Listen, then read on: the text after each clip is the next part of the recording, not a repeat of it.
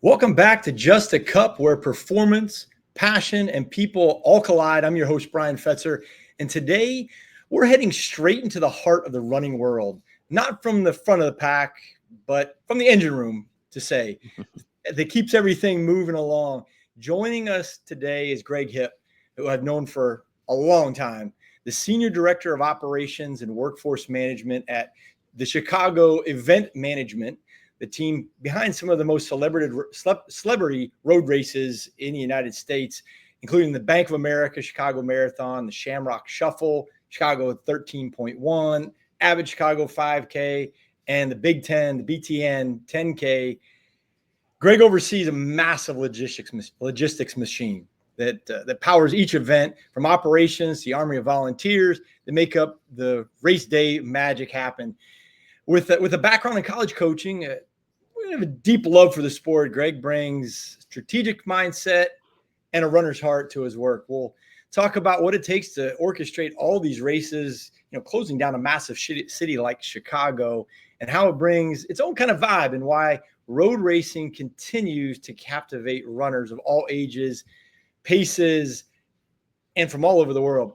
We'll get into it right now because this is way more than just a finish line. Greg, I'm so excited to have you on. Beyond words to dive into this. Obviously, coming from a running background myself, just to kind of dive deep into what makes it all happen. Yeah, Bryan, it's great to join you. I think we've been connected for more than half my life, so pretty cool to join you here. Yeah, I mean, I think, when somebody, first off, you should hear it all the time. Hey, I'm going to go run a marathon, and that's my goal. What are you doing? Oh, I'm working out. I'm training to run a marathon. It's one of those iconic words. I'll say iconic words because people use it all the time because they want to run a marathon. And the marathon gets used in pop culture and in phrases. It's not a sprint, it's a marathon, so on and so forth. So it's part of our way of life. You're leading operations in the workforce management behind some of the biggest races in the country. What really, kind of goes behind the scenes into that? Yeah, I mean it's a different problem to solve almost every day, which makes it exciting. And I think sometimes the things that get thrown at us, we wish they didn't, but it might not be as fun if they didn't get thrown at us. So, I love the problem solving element of it. The pathway to get to race day is, as exciting, maybe even more exciting than race day itself. And, to do the things that it takes to do to put on a race with a high level of detail and gives people an incredible, hopefully life-changing experience is something that, really takes a lot of behind the scenes work that, especially at this scale, I think it's hard to imagine all of it until you kind of go through it. How many people, for perspective, how many people, staff, volunteers, are involved in the process leading up, but then also on race day? Yeah. So Chicago Event Management, we have a full-time staff of about 44, a couple part-timers, some year-round contractors that are on this thing daily throughout the year, and then come race week or even a little bit before that when we head on site for Bank of America Chicago Marathon into race day. There's 1,200 event staff. There's over 10,000 volunteers for the marathon week. So it's a huge army of people. Just the workforce alone is bigger than most running events. So there's a lot of people to manage, and it really gets beyond the sport aspect of it, and gets into just the event operations. And we're building a small city in a park for a few weeks and then tearing it all down. Okay, can you walk through the layers of planning that it takes to kind of pull off a world-class event? Like, when do you start for the next one? Yeah, I mean, it never really ends. There's projects that we're working on for 2027 already. So the the ramping up, certainly when we hit the second half of the year here, it is head down everything marathon. Obviously, we're working on other events at the same time, but we'll finish our marathon, in mid-October and go into recap meetings. And while we're moving on to the next event, there's things that have to get taken care of right away for the next year. I mean, for the scale of this, some of the supply chain things to get products and merchandise you need for the next year, it's ordering in October, November of the year prior to get things made and get things here. And so it really never ends. So a lot of multitasking and project planning and to stay on top of everything. Was if we decided to order, all the things that we need for a marathon a month out, it would never get here. What are some things that you have to order? I'm just in curiosity's sake. Yeah, I mean, there's the obvious things that runners think of, like t-shirts and medals, but some of the products we need. I mean, water. I'll order 17 semi-trailers of gallon water. Just for marathon weekend. You order like 60,000, bars and 90,000, Martin gels and you name it. Just the quantities are high. It's the same stuff that any other race director or event operations person would order. That formula that we all use just ends up with a lot more. So we spoke briefly before the show, and I knew Chicago was one of the biggest there is, but where does the Bank of America Chicago Marathon kind of fit in the order of marathons domestically in the U.S. and then globally? Yeah, domestically, race weekend for us last year, a little over 52,000 runners on marathon day, about 10 or 11,000 the day prior in our 5K. So 63,000 people for race weekend, which basically made us the second largest running event in the country behind New York City Marathon with their marathon day, and they have a 5K the day before as well. And then globally, we shift around in that top five with New York, of course, London, Berlin, Paris, and then us. And so that's usually the movement of the top five depending on each year. And I think we turned away more than 70,000 people last year. So and so did our closest counterparts. So it can be bigger and theirs can be bigger. And I think, we all look for growth. And I think one thing that our ownership has done and been really disciplined on is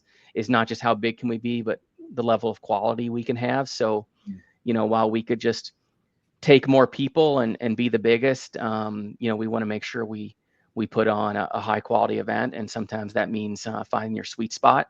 And while we will continue to grow strategically from year to year, the plan is not to just, turn the faucet on full blast and be the biggest in the world. Right. We want to be operationally the best in the world and to be the fastest in the world. And sometimes that means you can't take everybody that wants to join. Well, it makes it so you have to actually work for it, really, and you have to kind of get yourself in position. Event by event nuances. I wanted to kind of touch base. Like, what are the major differences operationally between like the Chicago Marathon and something like the Shamrock Shuffle? Yeah, different events, but yeah, Shamrock Shuffle is about 28,000 people, so still a large event on its own.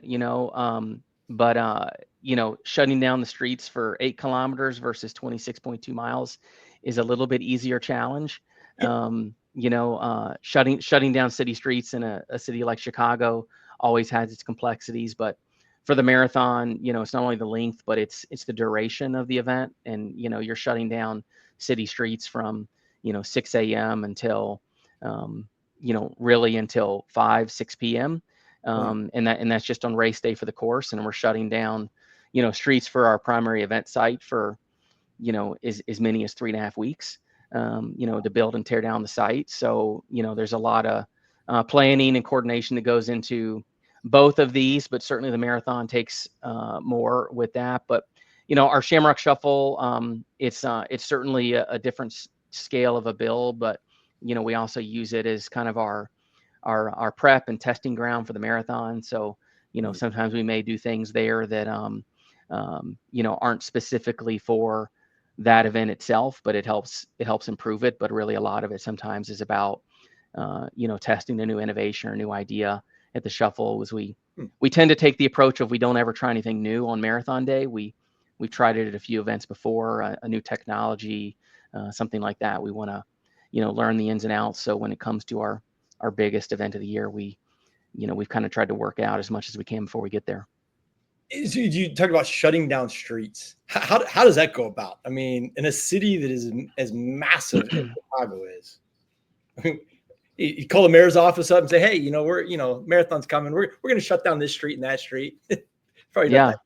I mean, it's thousands of barricades. It's concrete barriers. It's salt trucks that get used to essentially be vehicle blocking. But more than any of those things, it's really relationships with the city and, having the trust and the buy-in that we're going to do things right. Our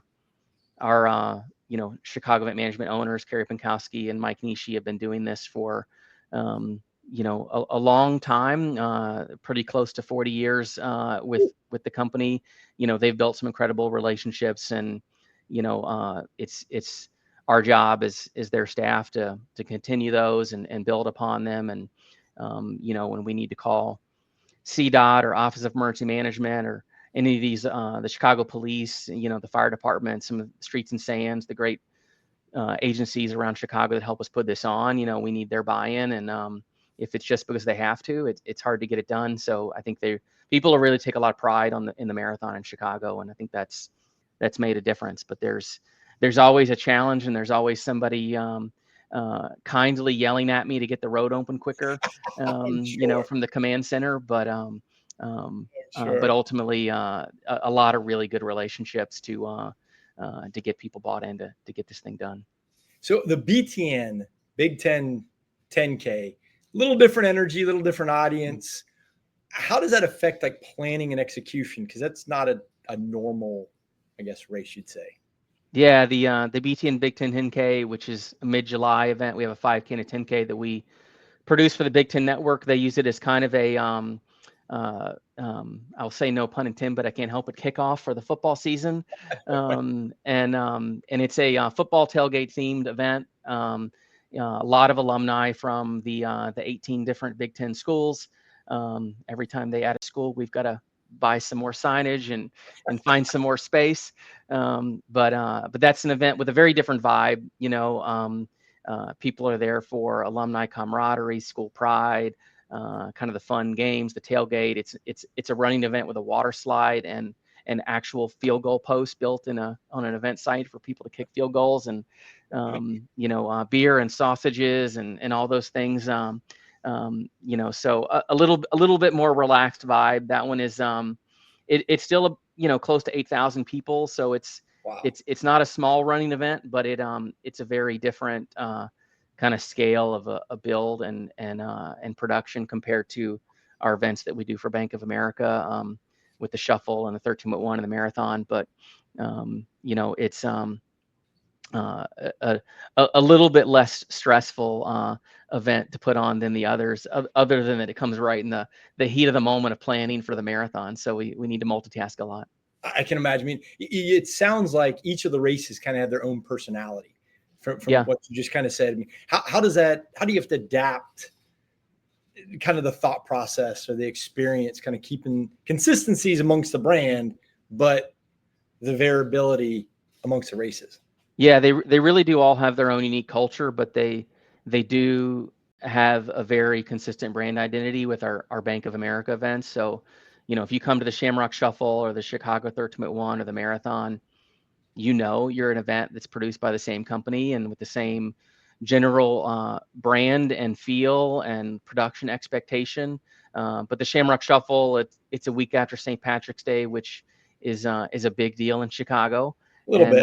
And it's a 8K run with a party, and there are pro athletes who are out there racing to win, and then there's people in their green shirts and their green beanies and having a party and enjoying that, the Shamrock Shuffle is 28,000 people instead of 52,000 people, but it has about 4 times the size of a beer tent than the marathon, to take care of the great post-race experience. And then, Chicago 13.1 is probably the most unique event that we do. And I think one of the more unique events in the country. It's our newest event. We launched it 4 years ago, just finished our 4th this year.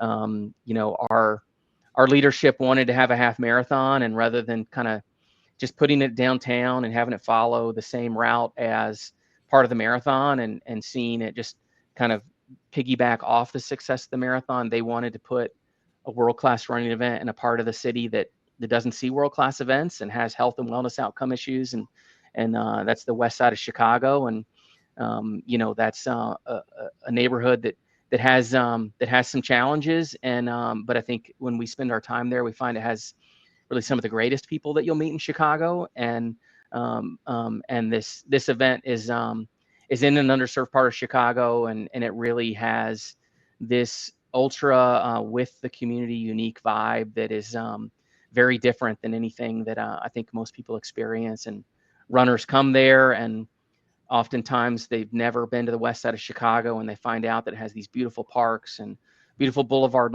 tree-lined streets, and there's people on their stoops out cheering for runners, and it really is connecting different parts of the city. And I think more than anything, it's building a belief that people on the west side of Chicago can be runners, and they can be walkers, and they can be part of improving their health and wellness outcomes. And there's some great running groups that were in the area that have really worked with the race to grow together, like Peace Runner 773 and some others who've really helped grow with us. And it's something uniquely different in the running world. And we'll have race directors from around the country come every year. Ted Metellus from New York comes and runs, and Jack Fleming from the Boston Marathon comes and runs, and they see it and they support us and see what Carrie and Mike and Bank of America are trying to do with it. That's awesome. We're going to take a quick break. We'll be back right after this commercial, and we'll get back in and we'll talk a little bit more with Greg about track coach to kind of logistics, kind of went from the college atmosphere into running some major races. We'll get back to that. You're listening to Just a Cup on Bleav. Catch us on YouTube. You can catch us on Bleav, the Bleav Network. We've got where there's every team, every topic, everywhere. It's Bleav. I'm Bryan Fetzer, and we'll be right back. Greg, as we get into kind of talking about coach logistics, I mean, you went from college coach, that's where we met, into doing what you do now. How did that shape kind of your approach to organizing and leading like in a large scale operation like this? I mean, I think a lot of anything is work ethic, people management. The job is done when it's done. And I think the college coach world isn't that dissimilar, where there's no clock at the end of the day. There's when every task is done. It's competitive.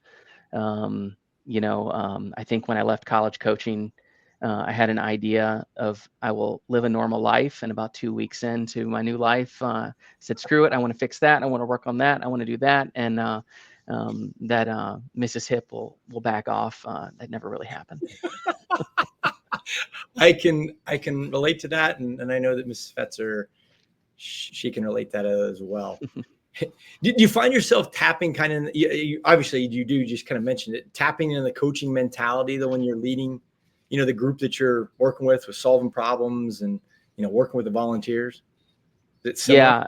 I mean, I think people skills are a big part of it. And I'm sure many of my athletes will be glad to hear I've hopefully gotten even better, but people skills and just being with a group of people you care about and you've got a common goal. Event management, there are easier ways to make a living And the same that was true about coaching as well. And I think with coaching and event management, people always wondered what we did all day. But any of us who did it know that we busted our butts constantly, and it never ended. And off season didn't mean relax; it meant get ready for the next one. So it's a very similar mentality, and still equally misunderstood by everyone around you in your life. So I want to talk about the culture of racing a little bit. We just got to talk about the coaching and racing. What about road races that bring people back year to year, from the super elites to the first timers?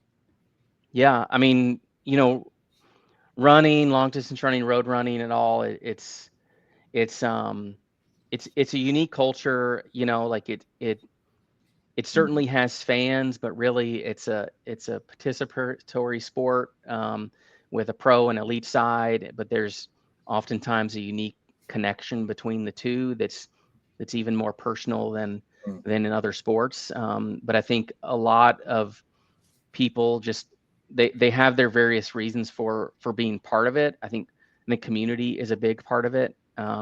Whether it's community from going to road race each weekend in your local community, or whether it's being maybe even more so part of a local running group. And I think that's what a lot of the this current running boom that we're in is coming from: younger people joining a new resurgence in more neighborhood centric running, fitness oriented groups. And coming out of the pandemic, we saw way more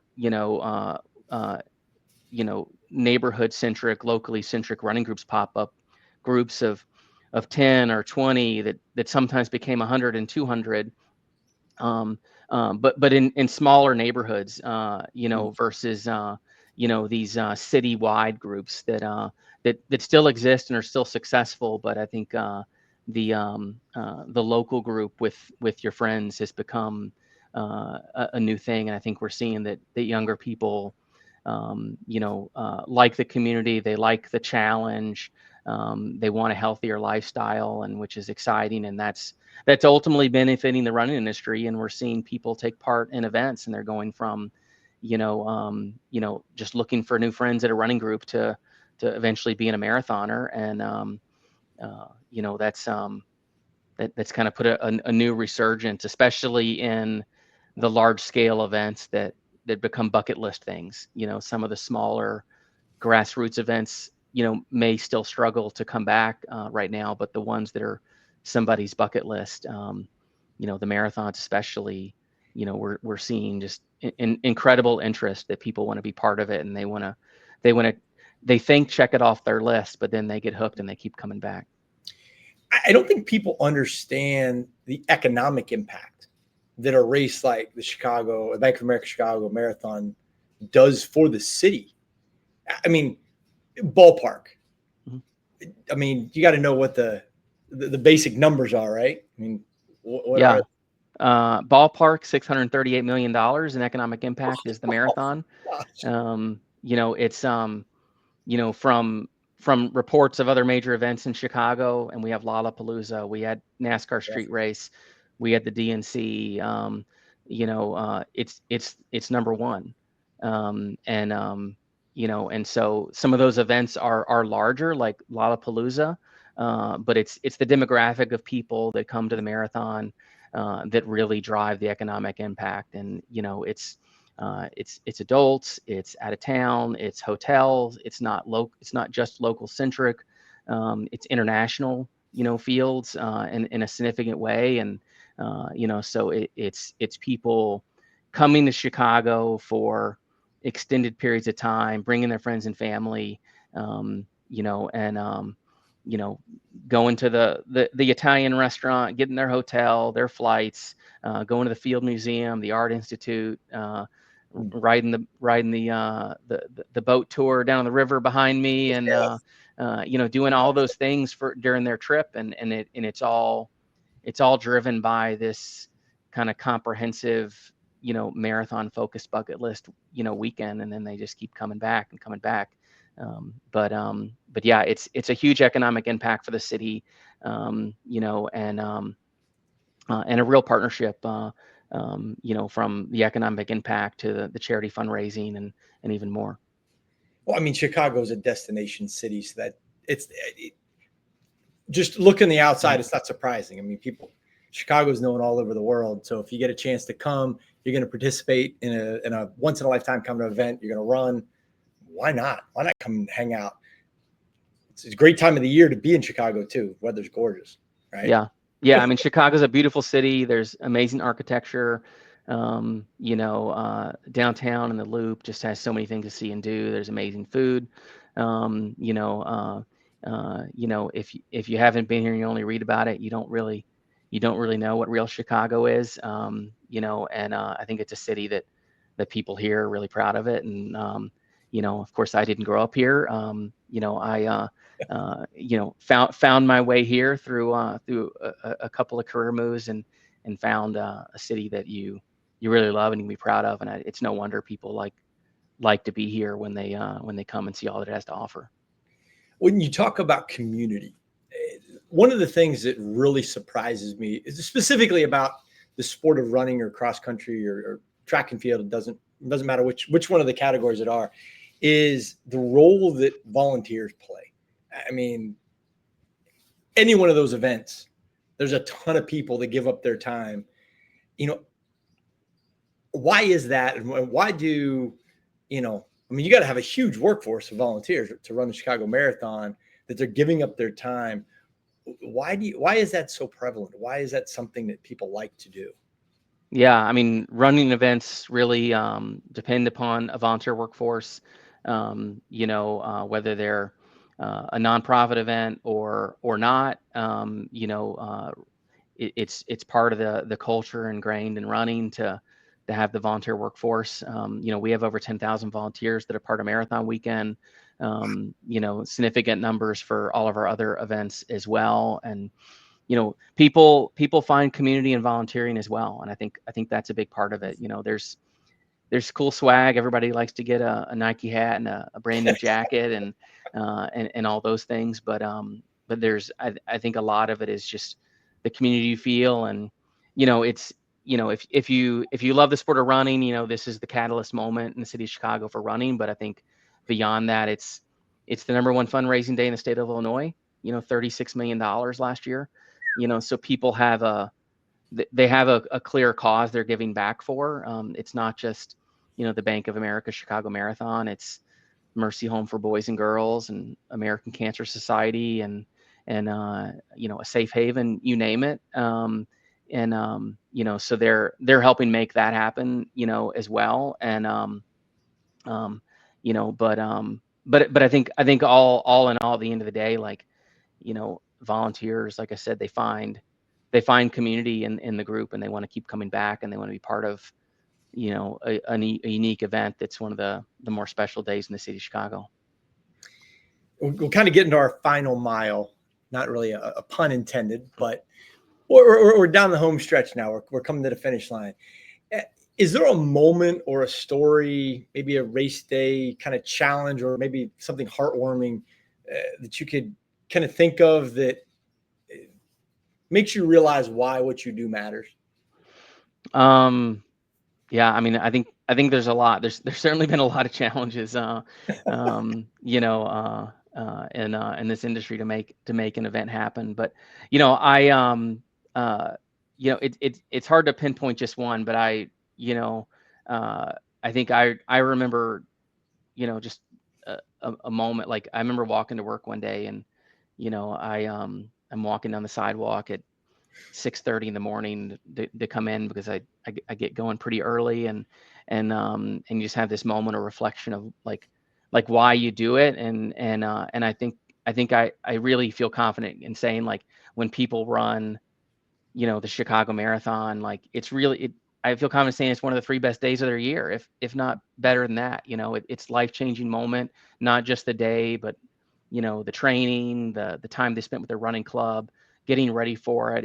It's the journey there is almost as impactful as the day itself, but it's the catalyst thing that gets people to go from never ran before to doing a 20 mile or 3 weeks out, and then finding the confidence to run a marathon, and then, the things that changes in their lives, from not just health and wellness, but just discipline and their mindset and the friendships they make. And, so I think, spending, before coming over to Charlotte management and working for, Chicago Area Runners Association, the work they do in the community, and just feeling, the impact of the running groups in the community, and knowing that it all really, the catalyst moment is Chicago Marathon, and knowing that is kind of driving so much positivity, is something that definitely keeps you going, and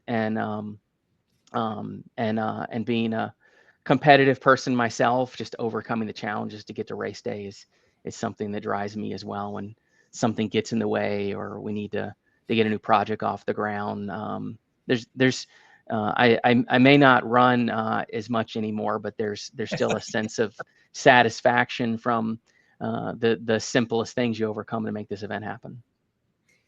I can completely understand. That's awesome. Is there someone, if someone's interested in getting into race operations and getting into working in a marathon or some kind of large scale event management, is there a piece of advice that you would offer that you might have wished you would have known when you left coaching and got into this?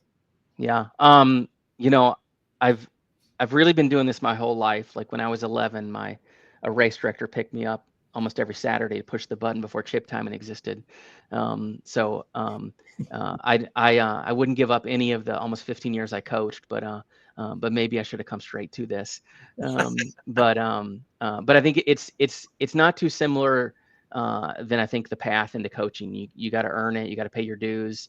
If you want to just jump right into a higher level position from day one, that's not the way the world works in any passion oriented business. There's not really a specific degree for this.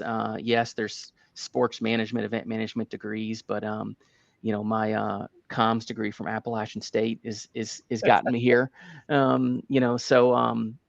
It's really all about having the skill sets and learning how to use them for this. And I've talked to a number of college coaches, and they'll be like, so what's it like on the outside? I'm trying to think about it, and should I go on? I'm like, really, if you're a successful college coach, you've learned a lot of skills to be really successful in the real world. And you might not have the degree that the other person has, but if that employer sees what you do have, you can do about anything successfully. But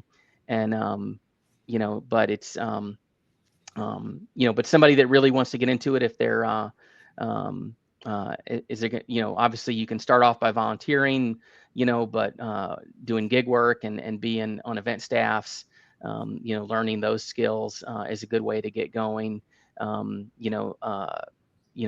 Finding your niche to jump in and get some experience, and then build relationships, get to know people. We say it's not who you know, it's who you know that knows you're good. And so you need to find a way to prove it. And, I've had a few new hires recently. I think I spent, about 30 seconds per resume, looking at it before you figure out if this person gets it or not. And, so you need to clearly show you get it. And it's not just about, I love watching Galen Rupp, it's really about, I'm a specialized construction worker. That's really what large scale event ops is. And so and that you get that it's a real serious job. When folks are like, when I retire, I'm going to come join you guys, like, this is not a retirement job. Not at all. You can maybe come be event staff when you retire, work event weekend. But it's a real challenge, and you have to be willing to really do whatever it takes to get there, because when event weekend comes, you can't say we'll finish tomorrow. So that's a very true statement. We'll wrap up on this question. What's next? The CEM team, is there any new projects or ideas or things in the works for future events, or some surprises that might be coming up? Yeah, there's always a new innovation in CEM. Mike and Carrie, who are our partner owners, when they took this thing over, it had 6,000 runners, and now it's over 52,000. So it's two guys who put in the mission statement that we challenge ourselves on purpose, and it doesn't mean overcome challenge. It means we literally find things to challenge us.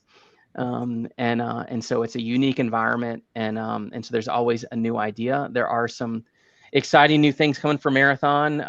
I respect and fear our comms director too much to say all of them, but I love it. there's some really exciting new innovations coming for this year's marathon. There always is. Over the last couple of years, we've introduced some incredible like LED structures at our finish line, our awards area, out on course, some really cool production elements that take it to another level, and not taking it too far, but more of that is coming this year, and it's really the thing of taking it to the next level, and these unique ideas that you'll have to see on October 12th. They're the things that make this a special place. Like I talk to people about why CEM, and this is one of the few places in the running industry where if you can dream up something big, you might get to do it. And there's a few of those things we're going to do again this year, but you'll have to turn on NBC on October 12th and look at it. Well, we put it in the feed, and we'll have it in the notes. The Chicago Marathon. If you want more information, chicagomarathon.com. And what Bank of America has done is pretty awesome. Getting it to the level of what it is. And man, Greg, I appreciate you joining and kind of giving some insight on a marathon, kind of the framework that goes into it. Because I don't think people really realize what all goes in behind the scenes. They kind of show up, get a bib, and roll. And it's way more than that. Yeah, it definitely is. But we want them to have that experience where they don't have to know how hard it is behind the scenes. And hopefully it was such a good experience they thought it was easy. Well, that's awesome. That's awesome. Greg Hipp, who is the senior director of workforce management at Chicago Event Management, puts on the Chicago Marathon, which is a massive, one of the largest marathons in the world, really, and legitimately. Amazing, Greg, to have you on and get a chance to chat and catch up. We appreciate you. And for the next time on Just a Cup, you can catch it on Bleav.com, YouTube, really anywhere you get your podcasts, and get your social media. So tune in. Have a great one, everyone. God bless, and have a great day.